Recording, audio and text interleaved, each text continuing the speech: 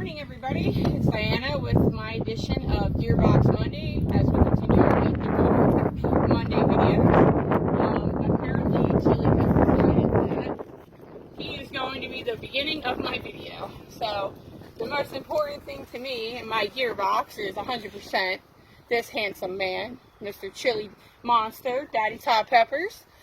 He used to be my barrel horse before I started mounted archery, and I was told, bad choice, don't keep that horse. You know, he will never be great at mounted archery, and he has just been a dream. He's come along a far way with his training, so I thought I'd start with him and all the things I use for him. So first and foremost, as you can see, he has a Western saddle on him. It's a Circle A ranch saddle for roping. I absolutely love riding Western, but obviously the sport's so wonderful, you can have whatever style you would like. I like to keep a rope on my saddle, not because we're roping, but it kind of mimics the sound of your arrows moving in a quiver, and it's a great way to keep desensitizing your horse when you're not shooting. A few other things that I have for him in his little gearbox for Chili is I have a few little training tools for him. First, I have rhythm beads, if I can untangle them. Oh, goodness gracious. And when he first started mounted archery, and when I first started a lot of horses on mounted archery, I like to put the rhythm beads on them because while they're moving, they kind of pay more attention to the sound of the rhythm beads versus the sound of you loading your arrows and shooting. It also helps you, the rider, kind of find like a nice cadence and rhythm while you're riding and shooting. Thank you, buddy. Stop. Another tool I have for him is I have made him a heavy-duty neck rope. I do a lot of work with him bridleless to continue his training for mounted archery. It's a great training tool to not always go for the bit in the bridle right away. And then I also have his bridle that I absolutely love. He has like a dog bone copper roller loose ring snaffle, one ear bridle, and as you can tell, I have a thing for really thick and heavy reins. And obviously we love red, white, and blue, so even better Chili, stop it. He likes the camera, can never learn how. And then another thing that's a part of my gearbox is that I keep a bungee cord on the horn of my saddle that helps place his reins for while we are shooting. So I definitely think out of everything that I have for the sport of mounted archery, that hands down, Chili is the most important part on Bud. So moving on to the equipment part of things. Obviously, I'm a big fan of safety, so I have a really heavy-duty arm guard that was made for me. I had someone put my artwork of a horse on my arm guard, and I also discovered that when you start to stretch your arm guard out over the years, and you really love it, I have gotten this nice stick bracer leather bracelet. It keeps my arm guard in place, doesn't let it slide around too much, and also kind of reminds me not to cock my wrist out in weird ways, so it's kind of like a nice sensory training tool. A few other things that I have are my bows. So I have my main bow, which is my Alley Bow Ming Dynasty 4 bow. It's 50 pounds at 32. I'm shooting about 29.5, 30-inch draw. And then the other bow that I haven't strung because I thought you really need to see this is a bow that came from Alley Bow from Canyon.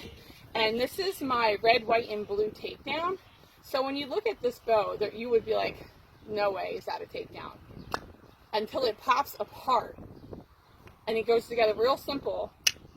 And it has to be, out of all the bows I've shot, one of the lightest takedowns I've ever experienced. I shot a lot of traditional bows long before horse archery. I shot a lot of bear bows and Ben Pearson's, Browning, Wasp, different bows over the years of my traditional shooting and 3D shooting.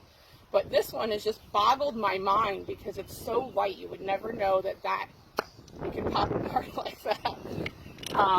A few other things. I think I'm just going to bring you with me.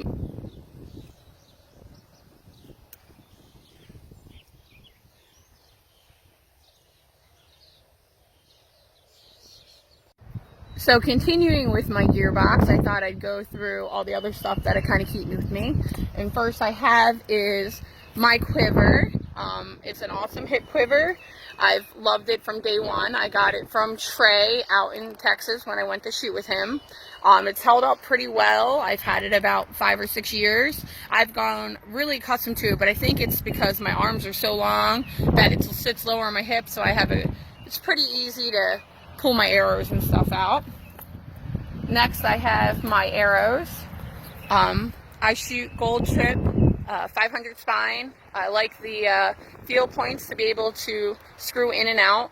One of the reasons for that is if you shoot something and your arrow gets stuck, you know, you can just unscrew it instead of losing the whole shaft of the arrow. And I also have these awesome Y-Knocks, also from Canyon and the Nomads. They've become my favorite. One of the great things is that he offers to send you a sample pack where you can try out all the different kinds of knocks, but the Ys have been my favorite from day one. I also have some backup arrows in here.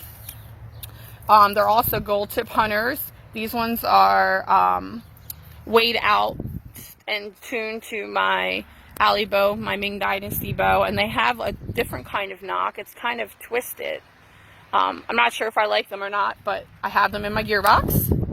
I also have my string wax. You know, it's really important to keep your strings waxed so they don't snap. This one came from Cabela's. I've had it a really long time. I've probably melted it 10 or 15 times by now, but it holds up pretty well. I also have my thumb ring for when I'm doing thumb shooting, and somewhere is my shooting glove. I shoot with a Damascus leather 3-finger shooting glove. I primarily shoot Mediterranean, and that's my go-to glove. I also have this thumb ring sizer. So that way if I'm out teaching and somebody wants to get a thumb ring, I can size their finger up so that they get a thumb ring that fits them properly. I have a bunch of extra strings. They came from Eli out in, I believe, California. I also have all of my fun targets, you know, the famous target ball that we all love so much.